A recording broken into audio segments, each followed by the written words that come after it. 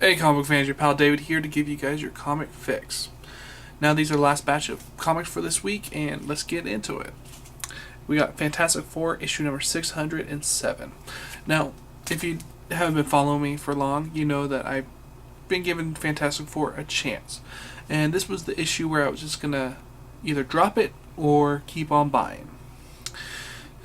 And I started reading it, and I really enjoyed this book. Storyline is that the Fantastic Four has been invited to Uganda to hang out with Black Panther. It's awesome though when you see them get off the plane and you see that they brought along the Future Foundation and see how they interact with the Black Panther. Just some great stuff comes out of those sequences. And then you find out the reason why the Black Panther asked the Fantastic Four to come in, and it's just all this little stuff started to unravel, and you know that this story arc is going to be really, really cool. And just this whole entire issue was the issue where I said, either I'm going to keep going with it, or I'm going to drop it, and you know what? It made me want to keep on buying. So, I'm going to give Fantastic Four issue number 607 a 3.5 out of 5. Good issue, and I cannot wait to read the next issue.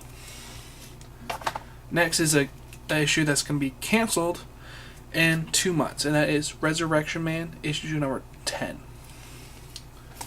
I've been enjoying Resurrection Man, and it was really sad to see that it was going to be going away. I knew it wasn't selling well, and DC has already stated, if the book's not selling, we're dropping it no matter what it is.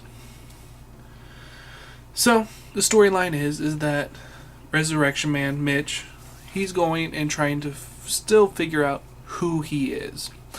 And you get this great sequences where he's using his new power of the shadows, and it's just so cool. You see what he's thinking, and when he's using his power, he's like, oh, that's how that stuff works. Great stuff comes out of it. And then the ending where you get the angels and the demons looking like they're ready to get battle, and then a Resurrection Man, he makes a one last effort to find out who he really is, and he gives them a deal, and they actually take it. Some great illustration with those scenes. And I'm just really sad to see it go away. I mean, I've been enjoying the hell out of this series, and it's just one of the gems that is going to be lost in the rough. I'm going to be giving Resurrection Man issue number 10 a 3 out of 5. Another good issue, and I just wish it would just keep on going. Now, the issue that I really am not enjoying as much as I should be, and that is the Amazing Spider-Man issue number 687. I originally started reading Dan Slott when he first started on Spider-Man. I dropped off because I lost my job and I didn't have any money. So I finally got money, and so I decided I'm going to pick back up with the Amazing Spider-Man. And the whole scale of the End of the Earth arc is, I feel, too big for Spider-Man. There are some great scenes in this one where you get to see the Avengers doing their Avenger stuff, and it's so nice to see the Avengers out of the AVX stuff, because I just hate the AVX, and it actually made me stop reading the X-Men and the Avenger titles. But all in all, this was just an action-packed issue with a lot of action. I mean, there was like non-stop action. There was some good banter between Spider-Man and the villains that he was facing at the time. But the thing that I don't know is, where does it go from here?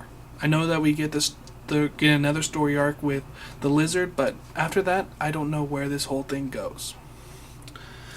So I'm going to be giving The Amazing Spider-Man issue number 687 a 3 out of 5, a decent issue, and I'm going to see where it goes. If the next story arc is not as good as I think, this one will be definitely on the chopping block.